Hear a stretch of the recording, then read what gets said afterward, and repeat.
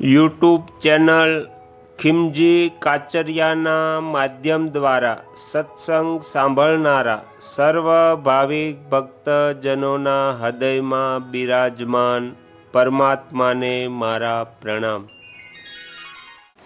આજના વિડીયોમાં આપણે સાંભળીશું વૈશાખ માસ મહાત્મય। વૈશાખ માસ મહાત્મયના અત્યાર સુધીમાં આપણે 11 ભાગ સાંભળ્યા। આજે આપણે 12મો ભાગ સાંભળીશું। હરિ ઓમ। તે ઉત્તમ વર્ણવાળી સ્ત્રી પોતાના પિતા અને ભાઈઓ પાસેથી ધન માગીને લાવી અને તેનાથી પતિનું પાલન કરવા લાગી। તેણે પોતાના પતિને સાક્ષાત ક્ષીરસાગર નિવાસી વિષ્ણુ જ માન્યો। તે રાત દિવસ પતિના મળમૂત્ર સાફ કરતી અને તેના શરીરમાં પડેલા કીડાને ધીરે ધીરે કાઢતી હતી। બ્રાહ્મણી ન રાત્રે સૂતી હતી ન દિવસે।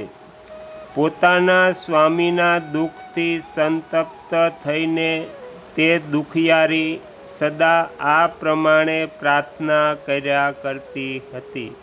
હે પ્રસિદ્ધ દેવતાઓ અને પિતૃઓ, મારા સ્વામીની રક્ષા કરો, તેમને રોગહીન અને નિષ્પાપ કરો। હું મારા પતિના આરોગ્યમાં ચંડિકા દેવીને ભેંસનું દહીં અને ઉત્તમ ભોજન અર્પણ કરીશ।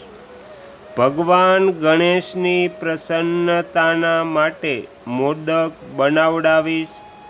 શનિવારના 10 ઉપવાસ કરીશ તથા મીઠું અને ઘી નહીં ખાઉં। મારા પતિ રોગહીન થઈને 100 વર્ષ જીવે। આ પ્રમાણે તે દેવી દરરોજ દેવતાઓને પ્રાર્થના કરતી। તે દરમિયાન કોઈ દેવલ નામના મહાત્મા ત્યાં આવ્યા। વૈશાખ માસમાં ગરમીથી ત્રાસીને સાયંકાળના સમયે તે બ્રાહ્મણના ઘરમાં તેમણે પ્રવેશ કર્યો।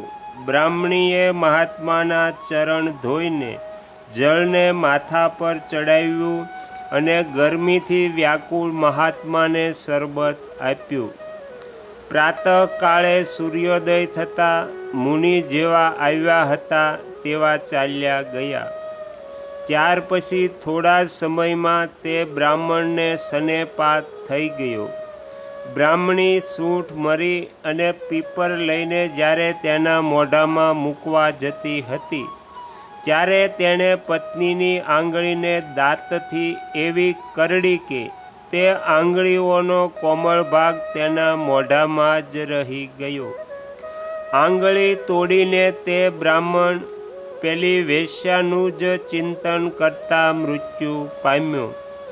ત્યારે તેની પત્ની કામતીમતીએ બંગડી વેચીને લાકડા ખરીદ્યા અને ચિતા બનાવીને પતિની સાથે સીતા પર જઈને બેસી ગઈ।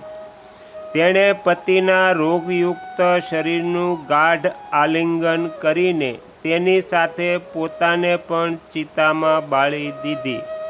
શરીર છોડીને તે એકદમ ભગવાન વિષ્ણુના ધામમાં આવી ગઈ। તેણે વૈશાખ માસમાં દેવલ મુનિને જે શરબત પાયું હતું અને તેમના ચરણોદકને માથા પર ચડાવ્યું હતું તેનાથી તેને યોગીઓને જેવા પરમપદની પ્રાપ્તિ થઈ। તમે અંતકાળે વેશ્યાનું ચિંતન કરીને શરીરનો ત્યાગ કર્યો હતો, તેથી આ તુચ્છ વ્યાઘ્ના શરીરમાં આવ્યો છે અને હિંસામાં આસક્ત થઈને બધાને ઉદ્વેગમાં નાખ્યા કરો છો। તમે વૈશાખ માસમાં મુનિને શરબત આપવા માટે બ્રાહ્મણીને અનુમતિ આપી હતી। તે પુણ્યથી આજે વ્યાઘ હોવા છતાં પણ તમને તમામ સુખોના એકમાત્ર સાધન એવા ધર્મ વિશેના પ્રશ્ન પૂછવા માટે ઉત્તમ બુદ્ધિ પ્રાપ્ત થઈ છે। તમે જે સર્વ પાપોને હરનારા મુનિના ચરણોદકને માથા પર ચડાવ્યું, તેના ફળરૂપે તમને મારો સંગ પ્રાપ્ત થયો છે. વ્યાઘ પૂછે છે, હે બ્રહ્મન, તમે પહેલાં કહ્યું હતું કે ભગવાન વિષ્ણુનો પ્રેમ પ્રાપ્ત કરવા માટે કલ્યાણકારી ભાગવત ધર્મોનું અને તેમાં પણ વૈશાખ માસમાં કર્તવ્ય રૂપે બતાવેલા નિયમોનું વિશેષ રૂપે પાલન કરવું જોઈએ. તે ભગવાન વિષ્ણુ કેવા છે, તેમનું લક્ષણ શું છે, તેમની સત્તાનું શું પ્રમાણ છે, તથા તે સર્વવ્યાપી ભગવાનને કોના દ્વારા જાણી શકાય છે, વૈષ્ણવ ધર્મ કેવો છે અને શું કરવાથી ભગવાન શ્રી હરિ પ્રસન્ન થાય છે. હે મહામતે, હું તમારો કિંકર છું, મને આ બધી વાતો જણાવો. વ્યાઘે આ પ્રમાણે પૂછવાથી શંખે રોગ શોક રહિત સંપૂર્ણ જગતના સ્વામી ભગવાન નારાયણને પ્રણામ કરીને કહ્યું, વ્યાઘ, ભગવાન વિષ્ણુનું સ્વરૂપ કેવું છે તે સાંભળો. ભગવાન સમસ્ત શક્તિઓના આશ્રય, સંપૂર્ણ ગુણોના નિધિ તથા સર્વના ઈશ્વર છે. તેઓ નિર્ગુણ, નિષ્કલ, અવયવરહિત તથા અનંત છે. ચત ચિત આનંદ એ જ એમનું સ્વરૂપ છે. આ જે અખિલ ચરાચર જગત છે, જે જેમના વંશમાં છે, જેનાથી આ જગતની ઉત્પત્તિ, પાલન, સંહાર, પુનરાવૃત્તિ તથા નિયમન થાય છે. બંધન, મોક્ષ અને જીવન, આ બધી પ્રવૃત્તિ જ્યાંથી થાય છે, તે જ બ્રહ્મ નામે પ્રસિદ્ધ ભગવાન વિષ્ણુ છે. તેઓ જ વિદ્વાનોના સન્માન્ય સર્વવ્યાપી પરમેશ્વર છે. જ્ઞાની પુરુષોએ તેમને સાક્ષાત પરબ્રહ્મ કહ્યા છે. વેદ, શાસ્ત્ર, સ્મૃતિ, પુરાણ, ઇતિહાસ, પાંચરાત્ર અને મહાભારત બધું વિષ્ણુ રૂપ જ છે. વિષ્ણુનું જ પ્રદિપાતક છે. એમના દ્વારા મહાવિષ્ણુ જાણવા યોગ્ય છે. વેદ સનાતન દેવ ભગવાન નારાયણને કોઈ ઇન્દ્રિયોથી પ્રત્યક્ષ પ્રમાણ દ્વારા, અનુમાનથી અને તર્કથી પણ જાણી શકતું નથી. તેમના જ દિવ્ય જન્મ, કર્મ તથા ગુણોને પોતાની બુદ્ધિ અનુસાર જાણીને તેમને આધીન રહેવાવાળા જીવો સદા મુક્ત થાય છે. આ સંપૂર્ણ જગત પ્રાણથી ઉત્પન્ન થયું છે. પ્રાણ સ્વરૂપ છે. પ્રાણરૂપી સૂત્રમાં પરોવાયેલું છે તથા પ્રાણ દ્વારા જ ચેષ્ટા કરે છે. સર્વનો આધારભૂત આ સૂત્રાત્મા પ્રાણ જ વિષ્ણુ છે, એવું વિદ્વાનો કહે છે. વ્યાઘ પૂછે છે, હે બ્રહ્મન, જીવોમાં આ સૂત્રાત્મક પ્રાણ સૌથી શ્રેષ્ઠ કઈ રીતે છે? તો શંખ કહે છે, હે વ્યાઘ, પૂર્વકાળમાં સનાતન દેવ ભગવાન નારાયણે બ્રહ્મા વગેરે દેવતાઓની સૃષ્ટિ કરીને કહ્યું, હે દેવતાઓ, હું તમારા સમ્રાટના પદ પર બ્રહ્માજીની સ્થાપના કરું છું. એ જ તમારા બધાના સ્વામી છે.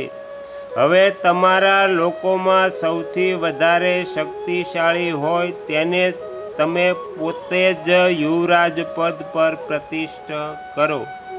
ભગવાનના આ પ્રમાણે કહેવાથી ઇન્દ્ર વગેરે દેવતાઓ આપસમાં વિવાદ કરતા કહેવા લાગ્યા, હું યુવરાજ થઈશ, હું યુવરાજ થઈશ. કોઈએ સૂર્યને શ્રેષ્ઠ કહ્યા, અને કોઈએ ઇન્દ્રને. કોઈકની દૃષ્ટિમાં કામદેવ જ સૌથી શ્રેષ્ઠ હતા. કેટલાક લોકો મૌન જ ઊભા રહ્યા. આપસમાં કોઈ નિર્ણય થતો ન જોઈને તેઓ ભગવાન નારાયણ પાસે પૂછવા માટે ગયા અને પ્રણામ કરીને હાથ જોડીને કહ્યું, હે મહાવિષ્ણુ, અમે બધાએ સારી રીતે વિચાર કરી લીધો, પરંતુ અમારા બધામાં સૌથી શ્રેષ્ઠ કોણ છે એ અમે હજી સુધી નિશ્ચય કરી શક્યા નથી. હવે તમે જ નિર્ણય કરો. ત્યારે ભગવાન વિષ્ણુએ હસતા હસતા કહ્યું, આ વિરાટ બ્રહ્માંડ રૂપી શરીરમાંથી જેના નીકળી જવાથી એ પડી જશે અને જેના પ્રવેશ કરવાથી તે પાછું ઊભું થશે, તે જ દેવતા સૌથી શ્રેષ્ઠ છે. તો અહીંયા વૈશાખ માસ મહાત્મ્યનો 12મો ભાગ સમાપ્ત થાય છે. હવે પછીના વિડીયોમાં આપણે 13મો ભાગ સાંભળીશું. તમે તમારો કિંમતી સમય આપી એકાગ્ર ચિત્તે પ્રસન્નતાપૂર્વક વૈશાખ માસ મહાત્મ્ય સાંભળ્યું એ બદલ હું આપ સૌનો ખૂબ ખૂબ આભાર વ્યક્ત કરું છું અને આશા પણ રાખું છું કે તમને સાંભળવું ગમ્યું હશે. જો ગમ્યું હોય તો બીજા 5 લોકોને પણ સંભળાવજો. શ્રી સદગુરુ દેવની જય. આગળના વિડીયો જોવા માટે આ ચેનલને સબસ્ક્રાઈબ કરો અને જો આ વિડીયો પસંદ આવ્યો હોય તો લાઈક કરો.